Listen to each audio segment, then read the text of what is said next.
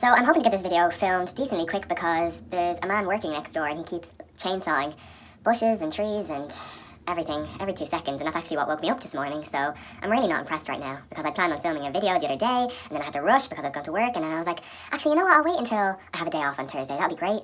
And I wake up and there's a lot of noise, so let's just get on with the video.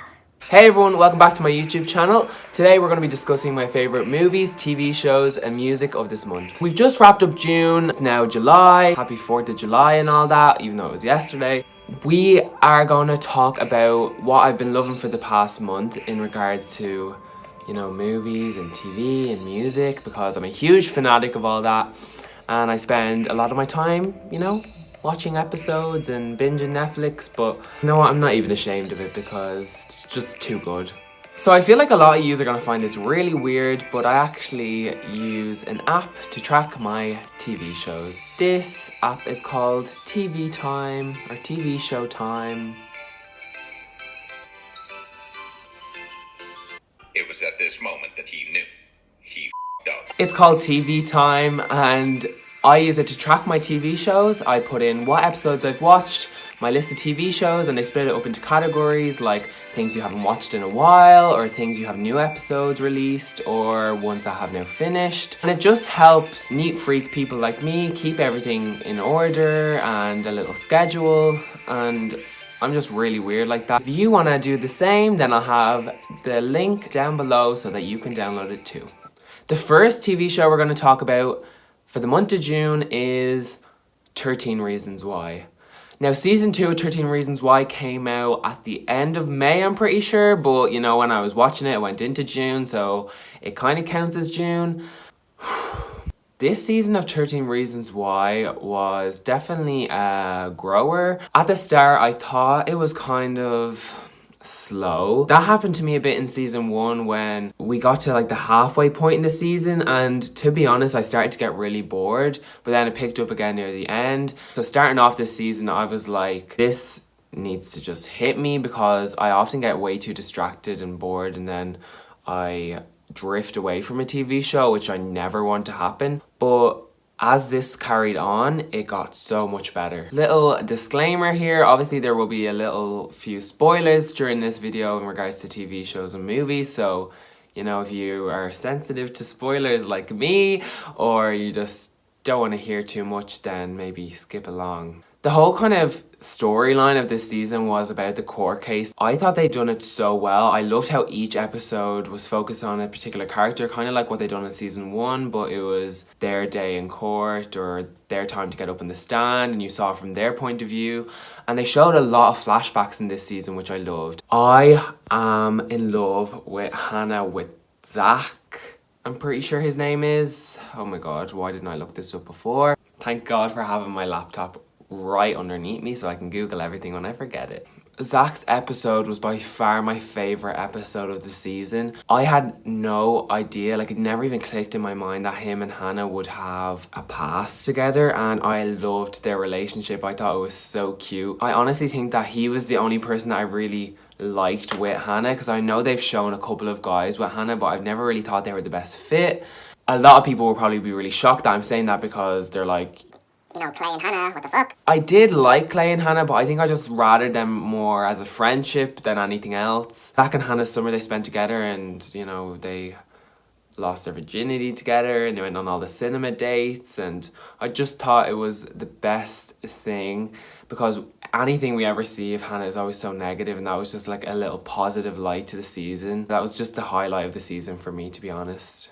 On the other hand, we kind of had the storyline with Tyler. Now, at the end of season 1, we were left thinking that there was going to be some, you know, shooting or a school shootout. We saw the guns under his bed or in that briefcase in his bedroom, and I was expecting the biggest, like, school shooting episode or something, but we never really got that. They kind of started the season off just not even discussing the whole gun under the bed thing, and I was like, where is this going? What's gonna happen? And near the end, we did get to see what led up to that. I don't want to get too into the scene, the bathroom scene. You know, I think we all know which one I'm on about. The one with Tyler and the jocks in the school. That was a really heartbreaking scene to watch. I do think they've done it really well. Sometimes people think it's a bit too graphic, but you know, stuff like that does happen in real life, so I'm glad that they weren't afraid and didn't shy back from showing us that. That led to Tyler wanting to go and shoot up the prom dance. Okay, it's been a while since I watched it. As far as I can remember, they left us on the cops showing up outside the school, and Clay, all them convinced Tyler not to shoot anyone and put the gun down, and he finally does, which I'm so happy about because I do see little redeeming qualities in Tyler, but then he always goes and, you know, it up. I am so excited to see where they go with season 3. Season 3 usually tends to be where TV shows either skyrocket up in how good they are, or they start to dwindle and you kind of start to see the show coming to an end. With 13 Reasons Why, I feel like they are limited on how far they can keep it going. I don't think they're gonna get like 7 seasons out of it or anything, but you know, we'll just have to wait and see. But if you have not watched season 2 of 13 Reasons Why and you're a bit iffy on whether you were bothered to watch it or if you'd like it, I 100% recommend just giving it a watch and give it some time. I'm one of those people where I watch the first episode and if I don't find it that interesting, then I'm like, okay, I don't want to watch it. But sometimes you just need to get into it and let a couple of episodes go by until you start to get to the proper juiciness. I've been filming this video for 10 minutes and I've only discussed one TV show. Next up we have Jane the Virgin. I started Jane the Virgin back in October 2015 when I was in 5th year and I was obsessed. It's such a good show. I watched season 1 within the space of like 2 days. I literally just binged it. It's on Netflix, so why not? It's more of a comedy kind of show, but it also has drama in it as well. And I'm not a huge comedy person when it comes to TV shows, but it's honestly so funny. It's like a telenovela style. They're all Spanish. Basically, if you don't know what it's about, Jane accidentally becomes inseminated. Jane becomes accidentally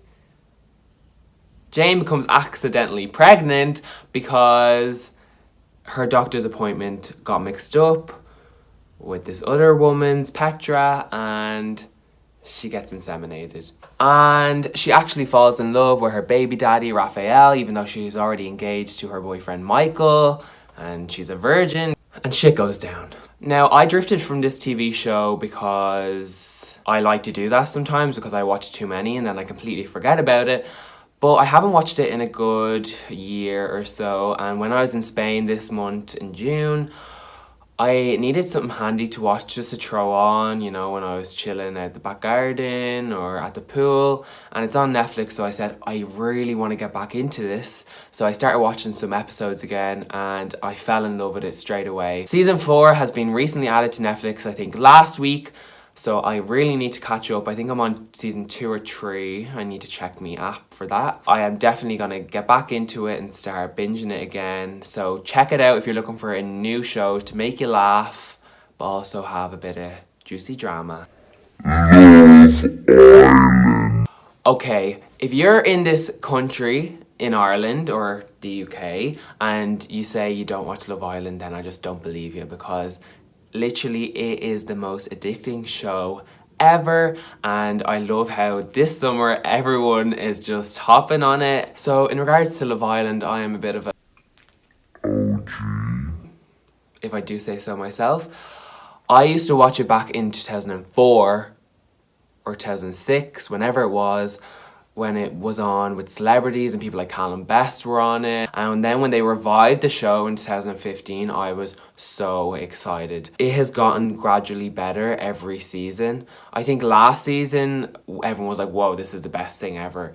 Nothing's gonna beat it. But this season is coming really close. It is just full of juicy drama. I wasn't even gonna get into talking about it that much in this video, but where we are now, you know, I can just give you my little opinion on it. I am so heartbroken for Georgia. Literally everyone loves her, like, come on. She is such a catch, and for Josh to just ditch her like that, I just feel so bad. And obviously Cass seems like a really nice girl, like, and she's obviously clearly very good looking. How could you just do that to like a little 20-year-old and he's 27 and she was waiting for him and she slept out on the daybed every night and got bitten by flies and then she just got dumped.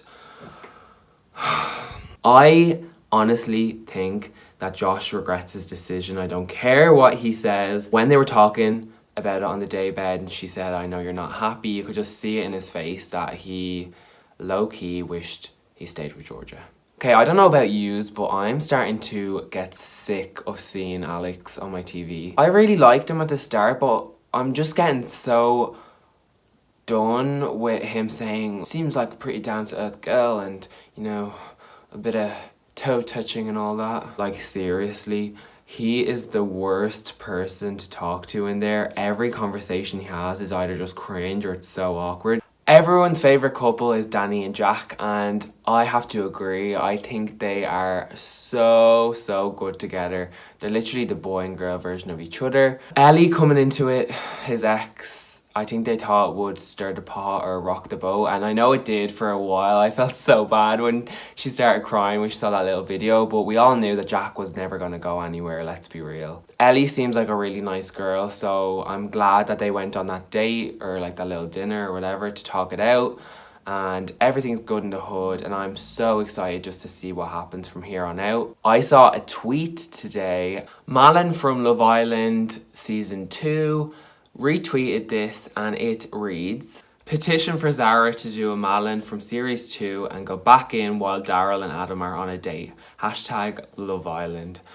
This would be so good. Basically in Season 2, when Terry ditched Malin and didn't leave the house and got with a new girl, Emma, Malin went in during their date to confront them, just cause some shit, which I think they should 100% do with Zara and Adam and Daryl, because he is just such a slimy snake. Like, let's be real. If you really liked her, you'd be leaving the villa and you wouldn't care about not getting your teeth whitening brand deal on Instagram, and you'd just leave for love, which he clearly did not.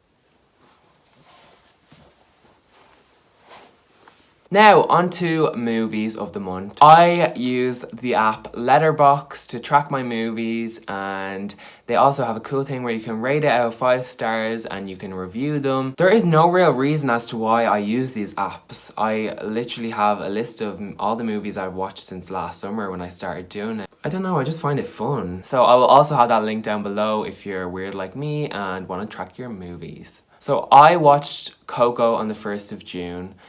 This was a rewatch for me. I went to see it in the cinema and then I bought it on DVD because I still buy DVDs, yes. I thought it was so good, even the second time around. The storyline I find so interesting because there's such a big plot twist at the end, which I'm not going to spoil because if you haven't seen it then I just want you to watch it. But I rated this 4 out of 5 stars because I thoroughly enjoyed it, and it's Disney. If you love a Disney movie every now and again, I 100% recommend it because it's definitely one of their best in a while. Oh yeah, one thing about me, I know I rated it 4 stars and I'm raving about it. The reason I don't give it 5 stars is because on this app I only rate 5 stars for movies that like my OG movies.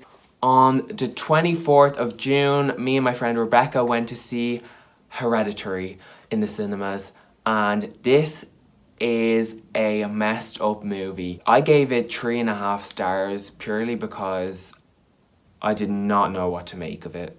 I did like it, but it was so weird. Basically, the movie is about this family and the grandma passes away, and the little girl was really heavily attached to the grandma, but the grandma is some weird ass possessed bitch and passes it on to the little girl. I don't know if she has something wrong with her, but this is her face. Shit goes down in that house, and if you're not into graphic stuff then don't go and see this movie, but it's still out in the cinemas now, so if you love a good horror, if you want to call it that, then I definitely recommend you take a wee trip down to the theatre and give it a watch. Next, I watched Love, Simon, and this came out in the cinemas a few months ago and I still hadn't seen it, and I was like, you know, I've heard good things about it, so I'll give it a watch. I did actually really enjoy this movie.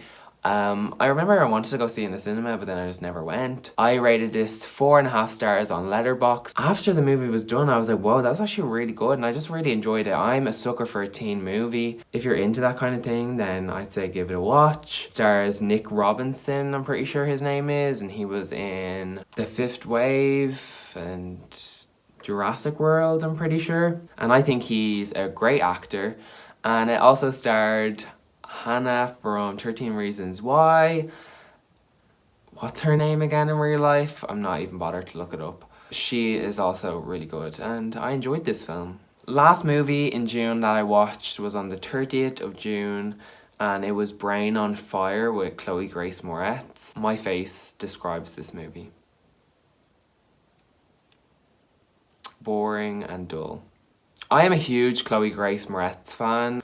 I was just a bit let down by this movie. I remember seeing the trailer a few years ago and I was like, oh, I'll give that a watch. It looks good. It had an interesting storyline. It's basically about this young 21-year-old girl who lives in New York and is a journalist, I'm pretty sure, and she's all about her career, all about hard work, and then all of a sudden she starts to have these seizures, these breakdowns, and her brain is going foggy and she's fainting. The doctors have no idea what's wrong with her. Every time she goes for a scan, they say, oh no, you're okay, but we all know she's not okay. I really had high hopes for this film, but honestly, it just wasn't that exciting. There was a lot of repetition. I just felt like turning it off halfway through the movie, but I wanted to stick it out. I thought maybe it would get really good near the end, but to be honest, it ended on a pretty dull note. So I gave this 2.5 stars on Letterboxd because I did get through it at the end of the day. It wasn't the worst movie I've ever seen, but it definitely isn't going in my list of favourites. It is on Netflix if you do want to check it out and you want to see for yourself, but as far as it goes, I won't be watching it again. I have been filming this video now for 30 minutes. I am gonna have so much editing to do, it's not even funny. Okay, so unpopular opinion, but I actually use Apple Music for my music. I do not use Spotify. I don't like Spotify. I don't know why, but I'm just not a Spotify person. So here is my Apple Music.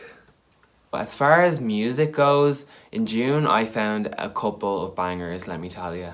First one is Only You by Cheat Codes and Little Mix, and this is a bop. I have always been a Little Mix fan. Come on, they do bring out decent enough songs, and Cheat Codes always bring out a good hit every now and again, so these two together I think was a good match, and it's a good song.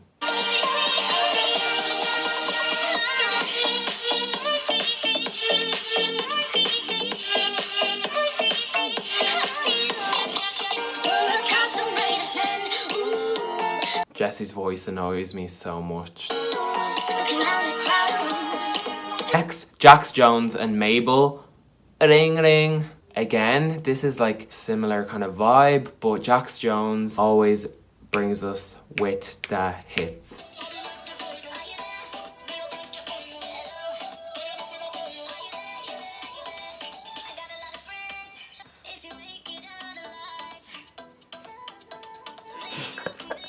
Okay, for a more like slower vibe, I do like listening to music that's like really deep as well, you know, I'm not all about the dance music. Always by Gavin James is such a good song. The lyrics are so good. He is such a dark horse. Honestly, I don't think he's as popular as he should be. He deserves a lot more credit for his songs and they are really good. Is it too late to pick the pieces up? Too soon to let them go. You're in my head, always, always. Choke on my bad decisions, then just carry them to my grave. You're in my head, always, always, always. Another sad one is Sober by Demi Lovato. This has a story to it and it obviously means a lot to Demi Lovato herself. I have followed Demi Lovato's story for quite a while, and if you have watched her documentaries, etc., then you'd know all about her troubles with her sobriety. In this song, she talks about how she has had a slip up. She has obviously broken her sobriety, and it's really sad because of how honest and vulnerable she is being in this song. Every time it's only when I'm lonely. Mama, I'm so sorry, I'm not sober anymore. And Daddy, please forgive me for the drink spilled on the floor. So sorry, I'm not sober anymore. This one might come as a surprise for everyone, but next is Rebecca Black, Wasted Youth. Rebecca Black actually has some really good songs. If you only know her from when she released Friday back in like 2010.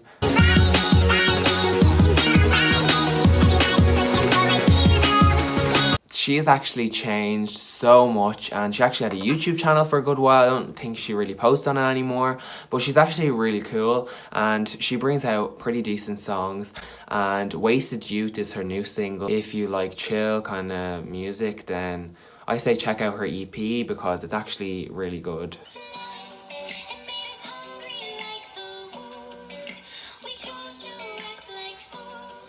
We were young, thought we were wildly in love, but I wasted all my youth on you.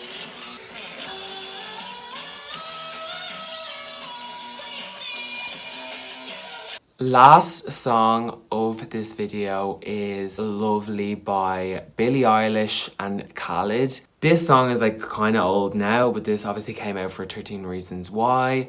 And through the whole month of June, I was still obsessed with it. It's definitely my favorite from this whole list. It just hits me deep and I don't know why. Give this video a thumbs up if you're also obsessed with this. And Billie Eilish and Khalid are both great, great artists.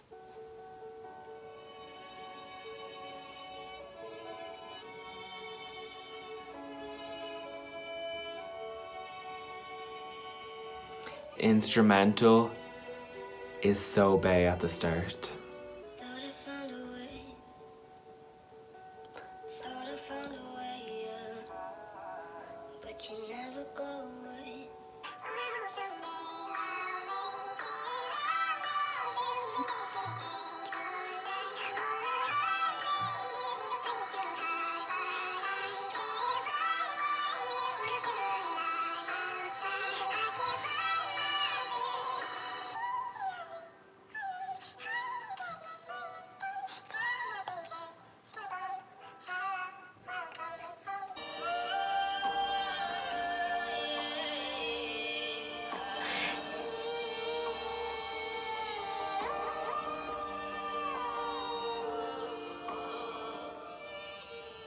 Well, this video has been so fun to film.